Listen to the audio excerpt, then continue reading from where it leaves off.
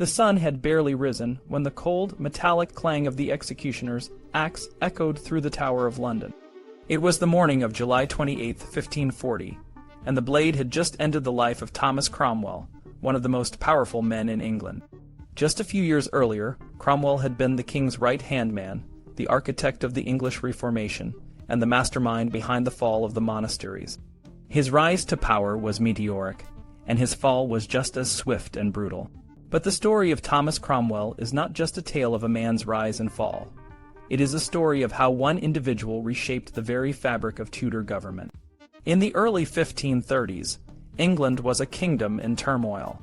King Henry VIII, desperate for a male heir, was locked in a bitter struggle with the Pope over his marriage to Catherine of Aragon. The king's desire for a divorce was not just a personal matter. It was a political crisis that threatened to destabilize the realm. Enter Thomas Cromwell, a man of humble origins who had risen through the ranks of Henry's court through sheer talent and ambition. Cromwell was not just a brilliant administrator. He was a master of political maneuvering and a shrewd strategist. Cromwell's first major achievement was the Act of Supremacy in 1534, which declared Henry VIII the supreme head of the Church of England. This act effectively broke England's ties with the Roman Catholic Church and placed the king at the head of a new national church. It was a bold move that required not just legal expertise but political finesse. Cromwell managed to navigate the complex web of court politics, securing the support of key figures and silencing his opponents. The Act of Supremacy was the first step in a series of reforms that would transform the relationship between the Crown and the Church. But Cromwell's work was far from over. The next major challenge was the dissolution of the monasteries. These religious institutions were not just spiritual centers. They were also economic powerhouses, owning vast tracts of land and wealth. Cromwell saw the monasteries as a source of both financial and political power that could be harnessed for the king's benefit. He began by targeting the smaller, less influential monasteries, using reports of corruption and mismanagement to justify their closure. As the process gained momentum, larger monasteries fell one by one, their assets seized and redistributed. The wealth generated from these dissolutions not only filled the royal coffers, but also allowed Henry to reward his loyal supporters, strengthening his own position. Cromwell's reforms extended beyond the church. He was a champion of the common law, believing that the king's authority should be based on the rule of law rather than feudal privilege. This philosophy was reflected in his efforts to centralize and rationalize the administration of justice. The Court of King's Bench, the Court of Common Pleas, and the Court of Chancery were reformed to make them more efficient and accessible to the people. Cromwell also played a key role in the development of the Privy Council, transforming it from a loose collection of advisors into a more formal and effective body.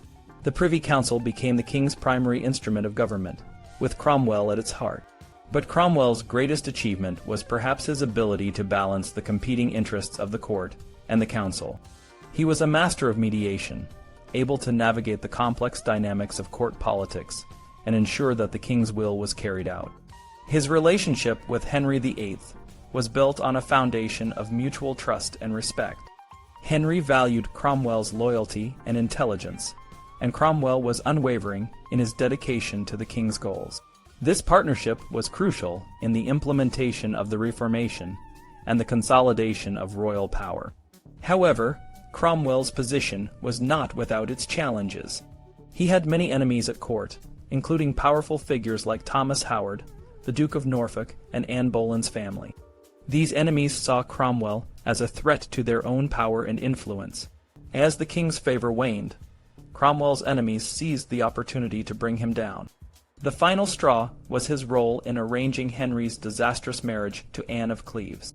The king's dissatisfaction with the marriage, combined with the growing influence of Cromwell's enemies, sealed his fate. On June 10, 1540, Cromwell was arrested and charged with treason. Despite his efforts to secure his own release, he was executed just a few weeks later. The man who had once been the most powerful figure in England was now a headless corpse, his legacy left to be judged by history. But the story of Thomas Cromwell is not just a cautionary tale about the dangers of court politics. It is a testament to the power of one individual to shape the course of history. Cromwell's reforms laid the groundwork for the modern English state, centralizing power in the hands of the monarchy and creating a more efficient and effective system of government. His legacy is a complex one, marked by both triumph and tragedy, but it is a legacy that continues to resonate to this day. The concept of a Tudor revolution in government has been a central topic among historians who study the government of England during the Tudor period. This idea, first proposed by historian Geoffrey Elton, suggests that during the reign of King Henry VIII, especially through the work of Thomas Cromwell, there was a significant transformation in how the government was structured and operated. According to Elton, this change was revolutionary, meaning it was a sudden and drastic shift from the old ways of doing things. Elton argued that before Cromwell, the government was more personal and informal, relying heavily on the king's individual decisions and the efforts of his closest advisors. Cromwell, however, introduced a more organized and systematic approach. He turned the royal council into a more formal and permanent body, known as the Privy Council, which had about 19 members. These members were carefully chosen and trusted by the king, and they played a crucial role in decision-making. Cromwell also revamped the role of the king's secretary, making it a more powerful position that could influence the king directly. Additionally, he reorganized the financial systems of the kingdom, setting up new courts to manage the money from dissolved monasteries and other sources. However, many historians have challenged Elton's view. They argue that the changes were not as sudden or as revolutionary as Elton claimed. Some, like John Guy, suggest that the changes were more of a gradual evolution, influenced by the political crises of the time, such as the fall of Anne Boleyn and the Pilgrimage of Grace. Guy points out that the council's transformation into a more formal body might have been a practical response to the political instability rather than a premeditated plan by Cromwell. David Starkey adds that the changes in the council's structure continued to evolve even after Cromwell's death, indicating that the process was ongoing. Regarding the role of the king's secretary, while Elton emphasized the significant increase in power during Cromwell's time, critics like David Loades acknowledge Cromwell's influence, but note that the importance of the secretary's role fluctuated after Cromwell's fall. Other historians, such as Christopher Coleman, argue that Cromwell's financial reforms, while significant, may have been more about personal control than improving the efficiency of the system. They point out that after Cromwell's death, the financial system became complex and chaotic, leading to a need to restore the authority of the exchequer to stabilize the system. David Starkey also challenges the idea that Cromwell aimed to take government out of the hands of the royal household. Instead, he suggests that Cromwell was more concerned with maintaining his own power and influence. When Cromwell had control over household procedures, he was content to let them play a leading role in government. Starkey also notes that officers of the household continued to exert significant influence during the later years of Henry VIII's reign, especially as the king's health declined. While it is clear that the mid-16th century saw significant changes in royal authority and administration, the extent to which these changes can be labeled a revolution is still debated. Thomas Cromwell certainly played a crucial role in these changes, but his contributions were part of a larger, more gradual process of adjustment and adaptation in the Tudor government. Moving on to the reign of Mary Tudor, historians have often viewed her rule as a period of confusion and regression. Mary's decision to return to Catholicism and her marriage to Philip of Spain have been seen as moves that went against the trends of the time.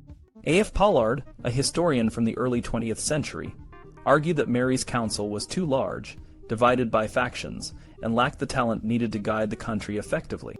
Mary faced significant challenges in forming her council. Many of the men who had served under her father, Henry VIII, and her brother, Edward VI, were either disqualified because of their involvement in attempts to keep Mary from the throne or because of their Protestant beliefs. This left Mary with a difficult choice.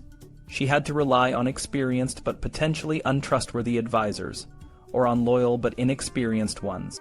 In the end, her council included a mix of both, with 44 men sworn in between July and October 1553.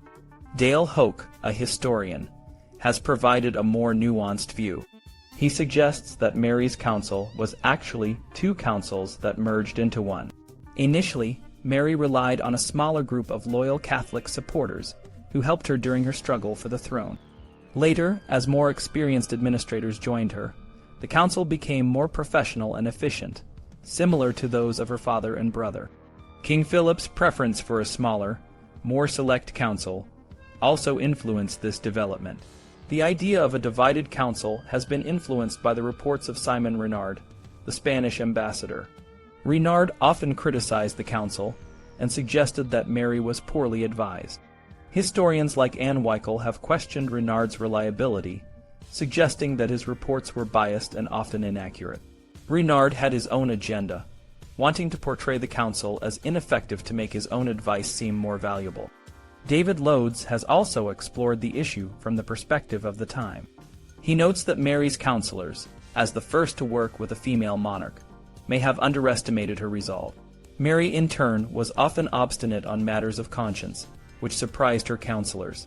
This dynamic led to disagreements, but these were more about political differences rather than deep factionalism. One of the most significant issues during Mary's reign was her marriage to Philip of Spain. While some counselors, like William Paget, supported the marriage, others, including Stephen Gardiner, were more skeptical. Despite these initial differences, the council worked together to draft a marriage treaty that protected England's interests. The treaty was so favorable to England that it is hard to argue that the council was inefficient or faction-ridden. Another major issue was the restoration of Catholicism.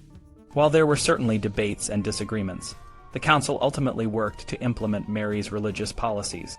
The council's ability to navigate these challenges and work towards the Queen's goals suggests that, despite its size and the initial challenges, it was more effective than traditionally thought. In this context, the Council of Mary Tudor was not the chaotic and ineffective body that some historians have portrayed it as. Instead, it was a group of men who, despite their differences, managed to navigate the complex political and religious landscape of the time, often working effectively to support the Queen and the kingdom. In the mid-1500s, England was ruled by Queen Mary Tudor, a strong-willed and devout Catholic. Her reign was marked by significant political and religious tensions, especially when it came to restoring Catholicism and dealing with her Protestant opponents. One of the main battlegrounds for these tensions was the Privy Council, a group of advisors who helped the Queen make important decisions. Mary's council was not a harmonious group. There were deep disagreements, especially between two key figures, Stephen Gardiner and William Paget. Gardiner, who shared Mary's strong Catholic beliefs, wanted to take harsh measures against heresy and punish those who opposed the return of Catholicism. On the other hand, Paget hoped for a more moderate and sensitive approach that would avoid conflict and protect the interests of those who had benefited from the dissolution of the monasteries. In 1554, these differences came to a head during a parliamentary session. Gardiner, with Mary's approval, introduced a bill on religious measures without consulting Paget and his supporters. This led to a confrontation with the Queen and Paget's temporary fall from favor. This incident is often cited as an example of the council's dysfunction during Mary's reign. However, it's important to note that the council's role extended beyond just religious and political matters. They were also responsible for managing the day-to-day affairs of the kingdom, such as finance and social issues. Despite the Queen's personal involvement in some areas, her counselors, like William Paulet, Lord Treasurer, did a lot of good work. For example, Paulet reformed the financial system, increasing the Crown's income significantly. This laid the groundwork for the prosperity that would come during the reign of Mary's successor, Queen Elizabeth I. Mary's government faced a significant challenge in 1554 when a rebellion led by Thomas Wyatt threatened the stability of the kingdom. The council played a crucial role in detecting the plot and preparing the defenses in London. While the rebellion was ultimately suppressed, it highlighted the tensions and divisions within the government. When assessing the quality of Mary's government, it's important to consider the broader context. While there were certainly moments of conflict and breakdown, the overall performance of the council was not as weak as some historians have suggested. Many of Mary's counselors were dedicated and efficient, and they achieved a lot in areas like finance and administration.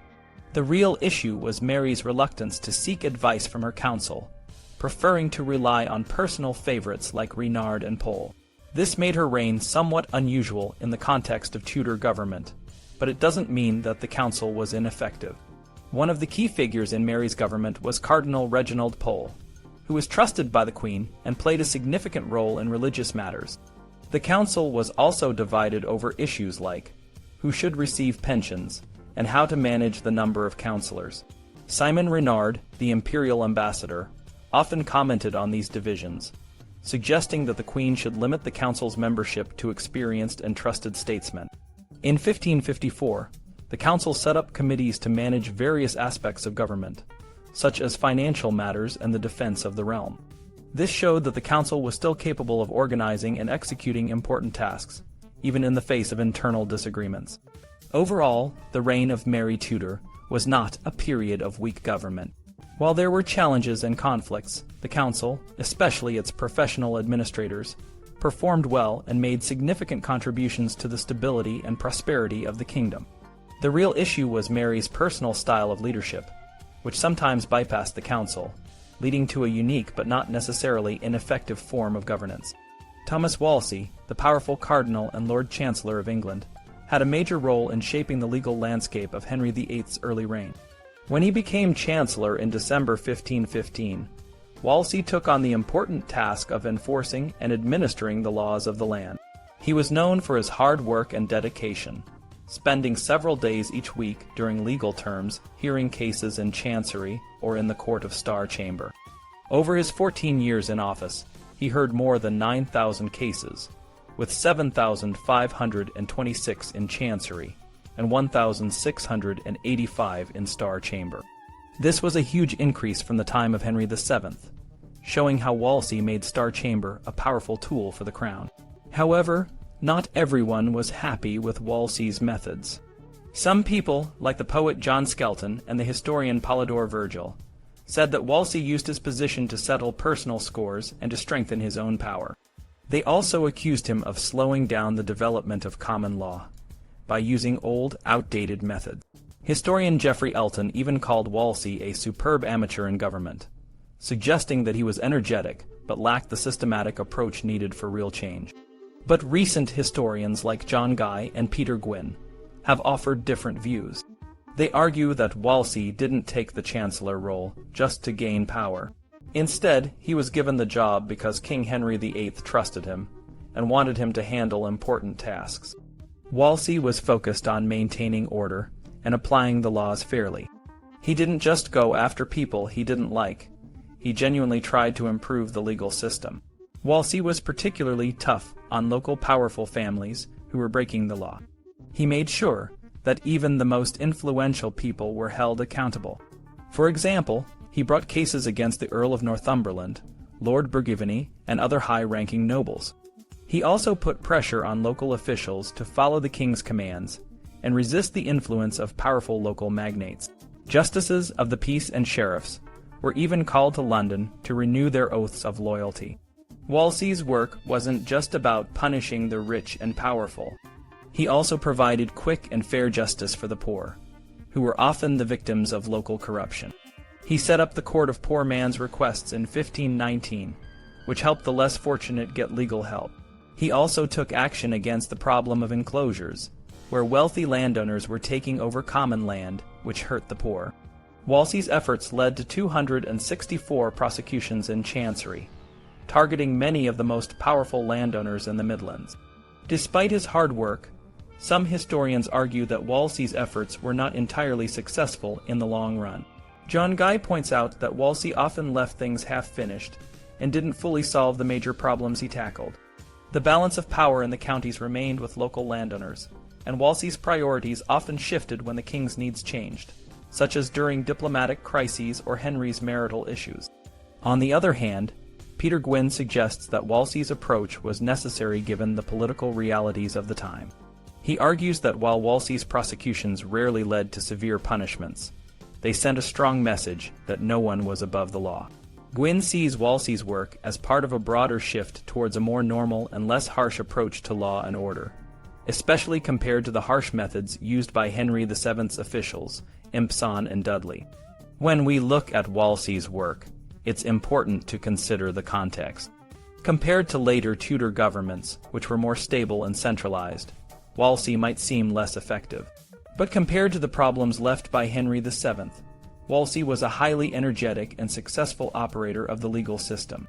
His efforts to maintain order and provide justice even if not perfect, were a significant step forward in the early years of Henry VIII's reign. Elizabeth's reign was a time of significant change in England. When Elizabeth came to the throne in 1558, the country was still recovering from the religious and political upheavals of her father, Henry VIII, and her half-sister, Mary I. By the end of her reign in 1603, England had become a more regulated and stable society, with a legal system that, while not perfect, was more effective and more widely used than before. One of the most noticeable changes was the increase in the number of laws, and the people's willingness to use the law to settle disputes.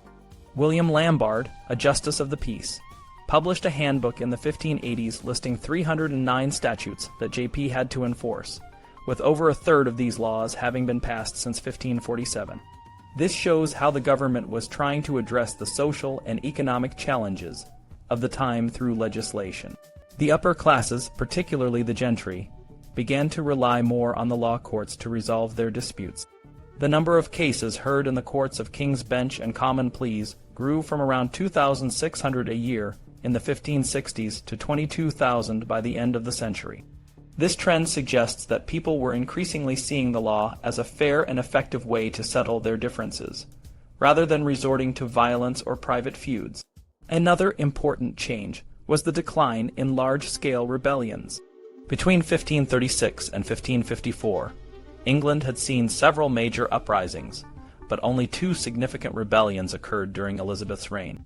The most serious was the Revolt of the Northern Earls in 1569, but even this was the last of its kind. Historians like Joyce Ewings argue that this decline was due to the growing anachronism of feudal power. The gentry and other property owners were becoming more integrated into the legal and social system, and less willing to support rebellious leaders. However, the latter years of Elizabeth's reign were not without their problems. The 1590s were marked by poor harvests, economic difficulties, and social unrest. Crime, especially property crimes, increased, and there were local riots over food and enclosures. Vagrancy, which was a crime in itself, became a serious issue, especially in London. Despite these challenges, the government managed to maintain control. The propertied classes, who had a stake in the status quo, worked to enforce the law and preserve peace. The legal system, while not always perfectly effective, was generally seen as a tool for maintaining order. In the end, Elizabeth's reign left a legacy of a more regulated and stable society. The legal system, though not without its flaws, was better equipped to handle the challenges of the time. The government's ability to enforce laws and maintain order, even during difficult periods, was a testament to the effectiveness of the Elizabethan legal and governmental structures. The new dynasty that followed, the Stuarts, inherited a country that was legally and politically more stable than it had been at the beginning of Elizabeth's reign. This stability was not due to the perfect enforcement of laws, but to the growing consensus among the propertied classes that the existing system was worth preserving and improving.